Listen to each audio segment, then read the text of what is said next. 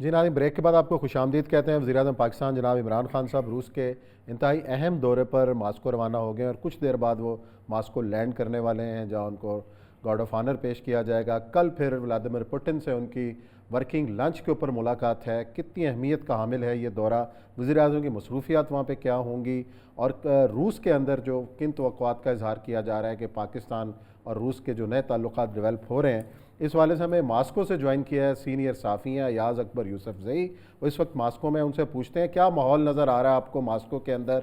इस वक्त आप भी एयरपोर्ट पर हैं और वज़ीर-ए-आज़म पाकिस्तान का इंतज़ार कर रहे हैं। क्या नज़र आ रहा है जी, मास्को का माहौल क्या है इस दौरे को लेकर?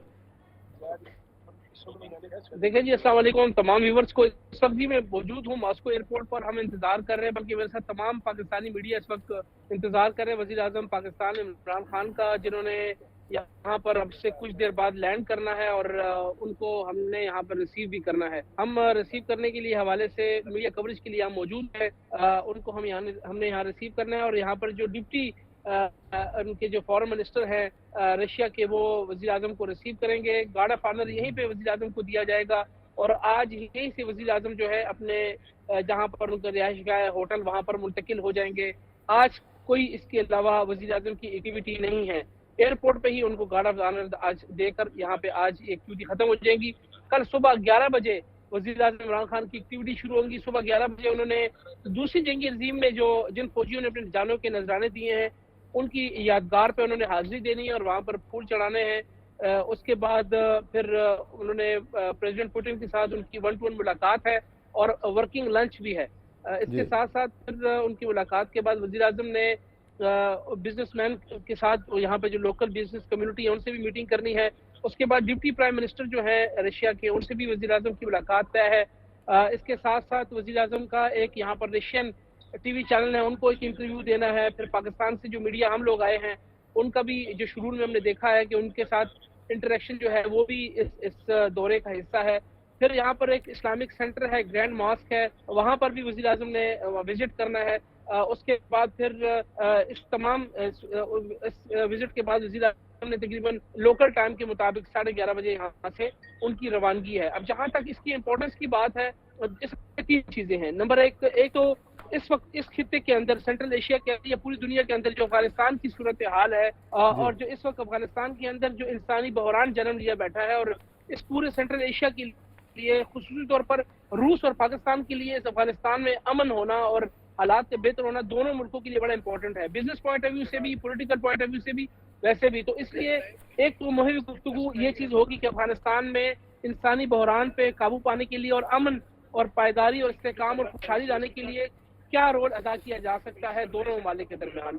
एक तो ये बात होगी। दूसरी, जो इस्लामिक फोबिया के हवाले से जो मनफी प्रोपेगेंडा किया जा रहा है पूरी दुनिया में, उसके हवाले से जो वज़ीर आज़म इमरान खान ने हमेशा बात की हर फोरम पे, और सदर पुतिन ने भी अब भी इस पे बात की है। तो जो वज़ीर आज़म ये समझते हैं कि सदर पुतिन की ऐसी स्टेट के, ऐसे मुल्क जो पावरफुल मुल्क है, उसके हेड है और उनके मुंह से अगर ये बात निकलती है और पूरी दुनिया में अगर ये मैसेज लाउड किया जाता है, तो वो लोग जो इस मनफी प्रोपेगेंडे का हिस्सा बन रहे हैं और पूरी दुनिया में एक मनफी तासुर इस्लाम के खिलाफ जा रहा है, तो इसको काउंटर करने के लिए एक बेहतरीन प्लेटफॉर्म होगा। उसके हवाले से क्या स्ट्रेटेजी हो सकती है मुस्तकबिल में, इस पे दोनों सरबराहान मिलकर एक प्लान करेंगे। तीसरा, जो एक पाइपलाइन का मनसूबा है पाकिस्तान में, आपको पता है कि एनर्जी क्राइसिस बहुत ज्यादा हो गया। अभी सर्दियों में आपने देखा एनर्जी के हवाले से बहुत ज्यादा मसाइल थे। एनर्जी खरीदनी है, कब खरीदनी है, कैसे खरीदनी है, उसके हवाले से जो गैस पाइपलाइन का जो एक मसला था, जो काफी अरसे से मुख्तलिफ चीजों का शिकार है, जिसमें कुछ ऐसी कंपनीज को ये ठेका दिया गया जिसमें सैंक्शंस थी, उस हवाले से प्राइम मिनिस्टर चाहते हैं कि अब इसको अमली जामा पहनाया जाए और अब इसको फौरी तौर पर इस पर काम जो है वो शुरू किया जा सके। साथ साथ आपको ये भी बताते जाएं कि इस वक्त अभी हमने आज यहाँ पर एक एक्सपर्ट से बात की, उन्होंने कहा था कि इंशाल्लाह जून जुलाई में हो सकता है कि इस पाइपलाइन के ऊपर काम शुरू हो सके। इसके साथ साथ डिप्टी प्राइम मिनिस्टर के साथ भी वज़ीर आज़म की जो है वो मीटिंग जो है वो भी मुलाकातें हैं। और इसके साथ साथ जो इस वक्त यूक्रेन की सूरत हाल है उसके हवाले से भी क्योंकि प्राइम मिनिस्टर ने एक पॉलिसी स्टेटमेंट दी थी कि वो इस वक्त इस खित्ते में, क्योंकि वो खुद इस वक्त अमन के हवाले से बड़ी बात कर रहे हैं, तो यूक्रेन का जो हल है, पॉलिसी स्टेटमेंट पाकिस्तान की है कि टेबल टॉक हो, बैठ के बात की जाए, ना बातचीत कि के जंगी जरिए हो, मसले इस को किस्म हल के किया हालात जाए, हो, ना बातचीत कि खित्ते के तो अंदर को नई जी, जंग का आगाज हो। तो एग्जैक्टली, उम्मीद की क्योंकि जानी चाहिए कि तो जो वो जो वज़ीर-ए-आज़म का ये दौरा है इंतहाई कामयाबी से वो मुकम्मल करेंगे और पाकिस्तान के लिए कुछ अच्छी खबरें आएंगी। बहुत शुक्रिया याज़ अकबर, आपने तफसील से अपडेट दिया। और ये सब यूक्रेन तनाज़ा और इसके साथ साथ जो आज की इतलात हैं कि जो अगला महाज है उसमें कोई बमबारी की आवाज़, गोला बारी की भी आवाज़ें आई हैं। तो जो जो जो देखिए, वो पहली बात तो यह है कि वॉर तो स्टार्ट हो गई है। अगर अच्छा। शख्स ये कहता है कि पूरी दुनिया करे कि द वॉर है स्टार्टेड, और वॉर इसलिए स्टार्ट हुई है कि रशिया की इर्द गिर्द पाबंदियाँ लगना शुरू हो चुकी हैं। जापान ने लगा दिया है, ऑस्ट्रेलिया ने लगा दिया है, इंग्लैंड ने लगा दिया है, यूरोप ने लगा दिया है। यूरोप के मफादात जो हैं उसको दबाव बर्बाद जो होती है। मसला सारा ये है कि अमेरिका ने सेकेंड वर्ल्ड वॉर के बाद जंग हमेशा कमज़ोर जगहों पर लड़ी थी। वियतनाम में लड़ी, अफगानिस्तान में लड़ी, उसके बाद इराक़ में लड़ी। यूरोप का मज़ा चखा है यूरोप ने 1901-2 से लेके 45 साल जंग लड़ी। आज 75 साल से यूरोप को जंग का पता नहीं है। लेकिन 75 साल अमेरिका ने जो मार्शल प्लान के तहत यूरोप में इन्वेस्टमेंट की थी। अब 2014 में वो खिड़की बंद हुई है जब असले बेचने की, तो अब उन्होंने इस महाज को 2014 में शुरू कर दिया। मैं बात कर रहा था ना कि 2014 में वो अमेरिकी निकले और 2014 में उन्होंने यूक्रेन का महाज खोल दिया। इस दौरे के अंदर एक अहम तरीन बात है कि जो इमरान खान हैं वो ग्रैंड मुफ्ती से मिल रहे हैं। कम्युनिस्ट पीरियड के अंदर ये कभी सोचा नहीं जा सकता था। पुतिन के आने के बाद रशिया तब्दील हुआ है और हर साल 1200 नए चर्च बनते हैं वहाँ पर। अच्छा। और पुतिन ने उस दिन कहा भी था खड़े होके कि we are Christian Soviet Christian Russia and America is gay Soviet Union. अच्छा। कि वहाँ ये उसका बड़ा मशहूर फिक्रा हुआ था।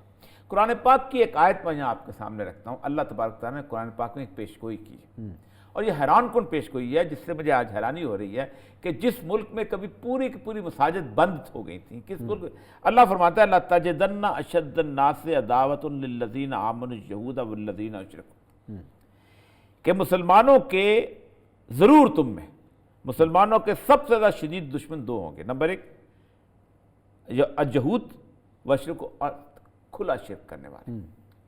खुला शिरक सिर्फ एक जगह होता है और वो होता है इंडिया में। नंबर दो वले तजदन्ना अक़रबहुम मवद्दतल लज़ीना आमनु लज़ीना क़ालू, और वो जो लोग मुसलमानों की दोस्ती में सबसे करीब होंगे वो कौन होंगे? क़ालू, जो ये कहेंगे, क्या कहेंगे? इन्ना नसारा, कि हम ईसाई हैं, नसारा हैं।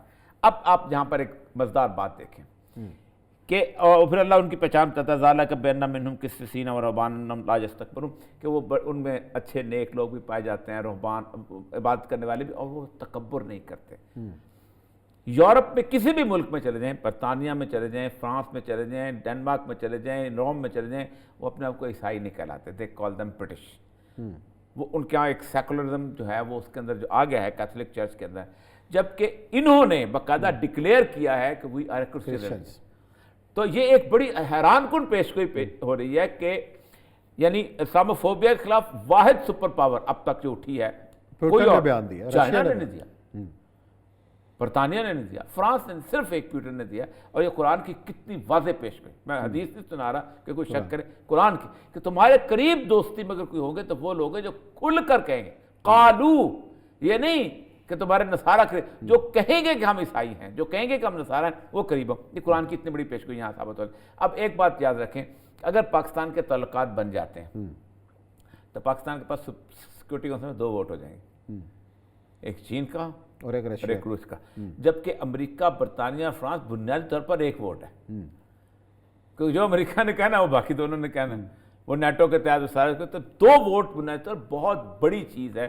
अगर ये बहुत बड़ा डिसीजन, लेकिन इस डिसीजन के जो आफ्टर शॉक्स जहाँ पर आने हैं ना, वो इस वक्त मैं आपको बताऊं कि इस वक्त पाकिस्तान के बारे में कभी भी सूफिया जब बुजुर्ग आले नज़र कभी इतने परेशान नहीं रहे, क्योंकि अंदाज़ा हो रहा है कि अमेरिका जो है वो जैसे कहते हैं ना डायनासोर जाते जाते दुम जब मारता है तो बहुत सारी चीज़ों को हिला के जाता है, वो क्योंकि अमेरिका इस वक्त आखिरी कोशिश कर रहा है कि पाकिस्तान से न निकले। अच्छा, और ये सब ब्रेक ले रहे हैं, ब्रेक के बाद आते हैं तो फिर इसको कंटिन्यू करते हैं। इस बड़ा अहम मौजू आपने छेड़ा हुआ है और साथ ही रहमान मलिक साहब का भी तज़किरा करेंगे।